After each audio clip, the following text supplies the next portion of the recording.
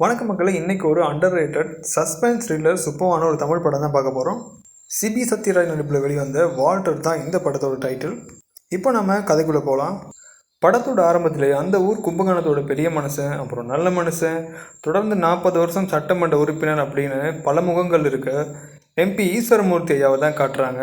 ஈஸ்வரமூர்த்தி ஐயா இல்லாமல் கும்பகோணம் இல்லை, கும்பகோணம் இல்லாமல் அவளின்னு அவருக்கும் கும்பகோண மக்களுக்கும் இடையான நெருக்கம் ரொம்ப அதிகமாக இருக்குது. ஏன்னா அவர் ரொம்ப நல்ல மனுஷன்னு மக்கள் அவர் மேலே ரொம்ப மரியாதை வச்சுருக்காங்க. இப்போ ஊருக்குள்ளே ஒரு சின்ன பிரச்சனை வருது. அதான் ஒரு ப்ரைவேட் ஹாஸ்பிட்டல் முன்னால் மக்கள்லாம் நின்று ஆர்ப்பாட்டம் பண்ணிகிட்ருக்காங்க. ஸோ அந்த ஆர்ப்பாட்டத்தை அடக்கிறதுக்காக நம்ம படத்தோட ஹீரோ வால்டர் டிஎஸ்பியும் அவரோட சேர்ந்து எஸ்பியும் வராங்க. அங்கே விசாரித்து பார்க்கப்போ தான் தெரியுது, அந்த ஹாஸ்பிட்டலில் ஒரு சின்ன 8 வயசு பையன் இறந்துடுறான். அதுக்கு காரணம் அங்கே இருக்க டாக்டர் அர்ஜுன் சம்பத் தான். மக்கள் எல்லாம் ஆர்ப்பாட்டம் பண்ணுறாங்க போலீஸை அவரை அரெஸ்ட் பண்ண சொல்லி. ஆனால் அவர் அந்த ஊரில் உள்ள எம்பி ஈஸ்வரமூர்த்தி ஐயாவோட அல்லக்கை, பாலாவோட பெஸ்ட்டு ஃப்ரெண்டு. அதனாலேயே பாலா போலீஸை அவர்கிட்ட நெருங்க விடாமல் பார்த்துக்கிறான். வேறு வழி இல்லாமல் பிறகு அவனை அரெஸ்ட் பண்ணிக்கலான்னு மக்களை சமாளிச்சுட்டு போலீஸும் அங்கேருந்து போயிட்டுறாங்க. அடுத்ததாக ஈஸ்வரமூர்த்தி ஐயாவோட கட்சியில் அடுத்ததாக வர எலெக்ஷனுக்கு யாரை நிப்பாட்டலான்னு பேச்சு அடிப்படுது. இவருக்கும் வயசுனால இவர் வளர்த்து விட்ட, அதாவது இவரோட அல்லக்கை பாலாவையே இவருக்கு பதிலாக நிறுத்தலான்னு கட்சியில் பேச்சு அடிப்படுது. இந்த விஷயம் ஈஸ்வரமூர்த்தி காதுக்கு வில. நான் வளர்த்தவனே எனக்கு குறுக்க நிற்கிறானா, அதை நான் விட மாட்டேன், நான் சாக வரைக்கும் பதவி எனக்கு தான் வேணும்னு போலீஸை வச்சு அவர் வளர்த்த பாலாவையே தூக்கிட்டுறாரு. இந்த ஆப்ரேஷனை செஞ்சு முடித்தது நம்ம வால்டர் டிஎஸ்பியோட அவனும் அவனோட படையும் தான். அப்புறம் என்ன, அடுத்த தேர்தலில் வளமை போலே ஜெயிச்சு இந்த முறை வெறும் எம்பியாக இல்லாமல் ஈஸ்வரமூர்த்தி ஹெல்த் மினிஸ்டர் ஆகிட்டாரு. இப்போ ஊருக்குள்ளே ஒரு புது பிரச்சனை வருது. அதுதான் சின்ன பசங்க, அதாவது சின்ன குழந்தைங்க 2 பேர் தொலைஞ்சி போகிறாங்க. தொலைஞ்சி போய் கொஞ்ச நேரத்துலேயே அந்த குழந்தைங்க வேறு இடத்துல கிடச்சிடுறாங்க. ஆனால் கிடைச்ச மறுநாளே 2 குழந்தைங்க இறந்துடுது. பட் நம்ம ஹீரோ டிஎஸ்பி வால்டர் இதை ஒரு சாதாரண விஷயமா பார்க்கல. என்னவா இருக்கும்னு இது சம்மந்தமாக பின்னாலே அழ ஆரம்பிக்கிறான். அந்த நேரம் பார்த்து அவனோட கேர்ள் ஃப்ரெண்ட் அவன் டைம் ஸ்பெண்ட் பண்ணுறாள்னு கடுப்பாகிறா, கோவிக்கிறா. ஸோ அவளை சமாளிக்க இந்த பிஸி டைம்லையும் அவளை கூட்டிகிட்டு ஒரு நைட் ரைட் போகிறான். அந்த நேரமாக அங்கே வர இறந்த பாலாவோட ஃப்ரெண்டு அர்ஜுன் சம்பத் 2 பேரையும் காரில் இடித்து தூக்குறான். அதிர்ஷ்டவசமாக இவங்க 2 பேரும் காயத்தோடு தப்பிக்கிறாங்க. அந்த நேரமாக வால்டரோட காதுக்கிட்டே ஷூட் பண்ணுற அர்ஜுன் சம்பத் பாலாவை கொன்னுட்டு போலீஸ் என்கவுண்டர்னு சொல்லியிருந்தாலும் நான் விட்டுருப்பேன், ஆனால் நீங்கள் கேங் வார்னு போய் சொல்லிட்டீங்க, உன்னை நான் சும்மா விட மாட்டேன்டான்னு சொல்லி விட்டுட்டு போயிடுறான். இப்போது அந்த சின்ன பசங்க கொலையை இன்வெஸ்டிகேட் பண்ண வால்டர் டிஎஸ்பிக்கு ஒரு புதிய விஷயம் கிடைக்குது. அதுதான் பாம்பே பிளட். அதாவது பாம்பே பிளட்னு சொல்லப்படுற ஒரு ரேர் பிளட் குரூப் உள்ள 2 குழந்தைங்க தான் அநியாயமாக கொல்லப்பட்டிருக்காங்க. அப்படின்னா அந்த பிளட் குரூப் தேவைப்பட்ட யாரோ ஒருத்தன் தான் இந்த வேலையை செஞ்சுருக்கணும்னு வால்டர் ஒரு முடிவுக்கு வரான். தொடர்ந்து சர்ச் பண்ணி பார்த்ததில் 3ஆவதாக பாம்பே பிளட் இருக்க ஒரு குழந்தை ஹாஸ்பிட்டல் இருக்கிறது அவனுக்கு தெரிய வருது. வால்டர்ட கெஸிங் படி அந்த 2 குழந்தையும் கொலை பண்ண அதே கொலைப்பாரன் இந்த குழந்தையும் தூக்க கண்டிப்பாக ஹாஸ்பிட்டல் வரணும்னு முடிவு பண்ணுறான். ஸோ கொலைக்காரன் வரத்துக்கு முன்னால் நாம் அவனை பிடிக்கணும்னு அங்கே போலீஸ்காரங்களை வச்சு ஒரு ஸ்கெட்சு போடுறான். வால்டர் எதிர்பார்த்தது போலவே கொலைக்காரனும் அங்கே வரான். பட் போலீஸ் இருந்ததால் அவனால் குழந்தைய தூக்க முடியல. பட் போலீஸ் ஃபயர் பண்ணுறாங்க. ஃபயரிங்லேருந்து அவன் தப்பிச்சிடுறான். அங்கே தான் ஒரு பெரிய ட்விஸ்ட்டு. அவன் வேறு யாரும் இல்லை, அதே பாலாவோட ஃப்ரெண்டு டாக்டர் அர்ஜுன் சம்பத் தான்.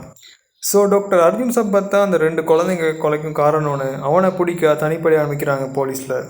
அங்கேருந்து தப்பி போகிற டாக்டர் அர்ஜுன் சம்பத் நேராக மினிஸ்டர்ட பேரனையே தூக்கிடுறான். மினிஸ்டர் அவரோட உசுரை விட பதவியை விட பேரனை தான் பெருசாக நினைக்கிறாரு. இப்போ அர்ஜுன் சம்பத் மினிஸ்டருக்கு கால் பண்ணுறான். கால் பண்ணி உண்ட பேரை வேணும்னா எனக்கு அந்த ரேர் பிளட் குரூப் இருக்க குழந்தை இப்போயே வேணும், அதுவும் வால்டர்கிட்டே அந்த குழந்தைய கொடுத்து அனுப்புன்னு ஒரு டீல் வைக்கிறான்.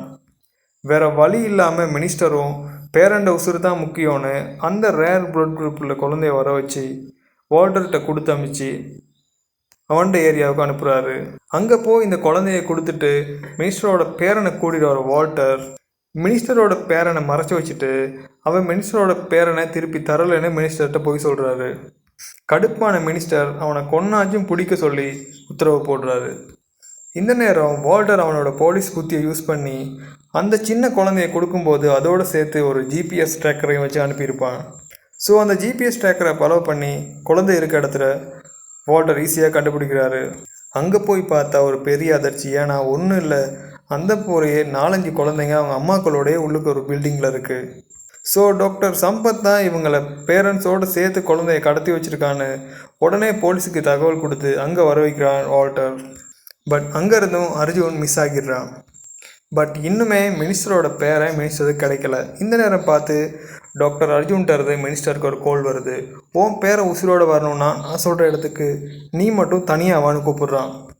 அங்கே போன மினிஸ்டர் அவரோட அடியாட்களை வச்சு டாக்டர் அர்ஜுனை அரெஸ்ட் பண்ண ட்ரை பண்ணுறாரு, இல்லை கொலை பண்ண ட்ரை பண்ணுறாரு. அந்த நேரமாக மினிஸ்டரே எதிர்பாராதபடி அங்கே ஒரு வேகமாக ஒரு கருப்பு கார் வருது. அந்த கார் வந்து அதுக்குள்ளால வேகமாக டாக்டர் அர்ஜுன் சம்பத் பாஞ்சு ஏறுறான். அதோடு சேர்த்து மினிஸ்டரையும் காருக்குள்ள இழுத்து போடுறான். அப்போ தான் ஒரு பெரிய ட்விஸ்ட் என்னென்னா, அந்த காரை ஓட்டி வந்தது நம்ம டிஎஸ்பி வால்டர். என்னடா இவங்க 2 பேரும் ஒன்றா சேர்ந்துட்டாங்கன்னு பார்த்தா அந்த சின்ன குழந்தைங்க நிறைய இருந்த ஒரு பில்டிங்கை வால்டர் கண்டுபிடிப்பார்ல. அப்போ ஆக்சுவலி டாக்டர் அர்ஜுன் சம்பத் வால்டர்கிட்ட வந்து ஒரு கேள்வி கேட்குறான். சின்ன குழந்தைகளை காப்பாற்றி வச்சுருக்க என்னையே நீ அரெஸ்ட் பண்ண பார்க்குறியே, இந்த குழந்தைங்களெல்லாம் கொலை பண்ண ட்ரை பண்ணுற அந்த மினிஸ்டரை என்ன செய்வ? அதுதான் அந்த கேள்வி. என்னது மினிஸ்டர் கொலை பண்ண பார்க்குறானா, நீ என்ன சொல்கிற அப்படின்னு வால்டர் கேட்குறப்ப தான் டாக்டர் அர்ஜுன் சம்பத் நடந்த எல்லா விஷயத்தையும் வால்டர் சொல்கிறாரு. அதாவது இங்கே அந்த rare blood group, Mumbai blood group இருக்க ஒரே ஆள் வந்து மினிஸ்டர் தான். அவருக்கு எப்போ எல்லாம் அந்த பிளட்டு தேவைப்படுதோ அப்போ எல்லாம் ஹாஸ்பிட்டலில் எங்கேயாச்சும் இருக்க சின்ன குழந்தைங்களை தூக்கி அதுங்கிட்ட பிளட்டை உறிஞ்சி எடுத்துகிட்டு அதுங்களை கொலை பண்ணி போடுறதெல்லாம் இந்த மினிஸ்டர் தான் வால்டருக்கு விளக்கமாக சொல்கிறாரு டாக்டர் அர்ஜுன் சம்பத். அதே நேரம் ஆரம்பத்தில் ஒரு சின்ன பையன் சாவான்ல டாக்டர் அர்ஜுன் சம்பத் மருந்து கொடுத்து, அந்த பையன் செத்ததுக்கு காரணமும் இந்த மினிஸ்டரோட மருமகனோட இருக்க டீலிங்கில் இருக்க ஒரு மருந்து கம்பெனி கொடுத்த தவறான மருந்து தான் இறந்துட்டான்ற உண்மையையும் வால்டருக்கு சொல்கிறாரு டாக்டர் அர்ஜுன் சம்பத். அப்புறம் என்ன, 2 பேரும் பிளான் பண்ணி தான் மினிஸ்டரை வர வச்சுருப்பாங்க. இப்போ காருக்குள்ளே வச்சு மினிஸ்டரோட கையில் முக்கியமான ஒரு நரம்பு அறுத்து விடுறான் டாக்டர் அர்ஜுன் சம்பத். அறுத்துட்டு மினிஸ்டரை கொண்டு போய் ஒரு ஹாஸ்பிட்டல்கிட்ட விட்டுட்டு அவங்க போயிடுறாங்க. இப்போ என்ன, வழமை போலே மினிஸ்டருக்கு பிளட்டு தேவைப்படுது. ஹாஸ்பிட்டலுக்கு வெளியே பொதுமக்களும் கட்சி தொண்டர்களும் மினிஸ்டரை எப்படியாச்சும் காப்பாற்றபடி ஆரவாரம் செய்கிறாங்க. இப்போ ரொம்ப நேரம் கழித்து மினிஸ்டருக்கு பக்கத்து ஊர்லேருந்து பிளட்டு வருது. ஏன்னா மினிஸ்டருக்கு தேவையான அந்த பாம்பே பிளட் குரூப்பை அவ்வளோ சீக்கிரமாக கண்டுபிடிக்க முடியாதுல்ல. ஸோ கஷ்டப்பட்டு கண்டுபிடிச்சி பக்கத்து ஊர்லேருந்து கொண்டு வராங்க. மினிஸ்டருக்கு பிளட்டை ஏற்றிட்டு இருக்காங்க. ஏற்றி முடிகிற நேரம் பார்த்து அந்த இடத்துக்கு டிஎஸ்பியும் எஸ்பியும் வராங்க. நீ பண்ண எல்லா தில்லுமுள்ளும் வெளியே வந்துட்டு நீ தான் கொலைக்காரன்னு தெரிஞ்சுட்டு இப்போ நாங்கள் ஒன்று அரெஸ்ட் பண்ண போகிறோன்னு டிஎஸ்பி சொல்ல, நீங்களாம் சாதாரண போலீஸ்காரங்க, என்னை ஜெயிலில் போட்டாலும் நான் திரும்பி வெளியே வந்துடுவேன்டான்னு மினிஸ்டர் ரொம்ப திமுறாக பேசுகிறான். அப்புறம் தான் டிஎஸ்பி வால்டர் மினிஸ்டர்கிட்ட ஒரு உண்மையை சொல்கிறான். என்னென்னா, உனக்கு இப்போ ஏற்றிக்கிட்டு இருக்கிறது ஆக்சுவலி பாம்பே பிளட் குரூப் இல்லை, அது என்னோட பிளட் தான். டிஎஸ்பி வால்டரோட கையில் பிளட் எடுத்த அடையாளத்தை காட்டுறான். இதை கொஞ்சம் கூட எதிர்பாராத அந்த மினிஸ்டர் அப்படியே மயங்கி விழுந்து சாகுறாரு. இதெல்லாம் பண்ணது டிஎஸ்பி வால்டர் தான் தெரிஞ்சுக்கிட்ட மினிஸ்டரோட பொண்ணு, நீ என்ன தான் செஞ்சாலும் என் அப்பாவோட இறுதி கிரியையில் சென்டிமெண்டலாக பேசி மக்கள் மனசை திரும்ப வென்று திரும்ப நாங்கள் அரசியலுக்கு வருவேண்டா, இதான் அரசியல்வாதியோட பலம்னு திமுறா பேசுகிறா. அப்போ வால்டர் கேஷுவலாக, உன் அப்பாவோட பாடி கிடைச்சா தானே நீங்கள் இதெல்லாம் பண்ணுவீங்கன்றா. அப்போது ஹாஸ்பிட்டல் போய் பார்க்குறாங்க, அந்த மினிஸ்டரோட பாடியை காணாமல் போயிடுது. அப்புறம் என்ன, அந்த பாடியை கல்லில் கட்டி கண்காணாத தூரத்துக்கு கொண்டு போய் போலீஸாலேயே கடலில் இறக்கி விட்டுறாங்க. கெட்ட அரசியல்வாதிகள்னால தான் நாடு நாசமாக போகுது, அவங்கள உசுரோடவே விடக்கூடாது அப்படின்னு சத்யராஜ் வாய்ஸோட இந்த படமும் முடியுது. இந்த மாதிரி படங்களை தொடர்ந்து பார்க்கணுன்னா நம்ம சேனலோட இணைந்திருக்க மக்களை அடுத்த வீடியோவில் சந்திக்கலாம். பாய்.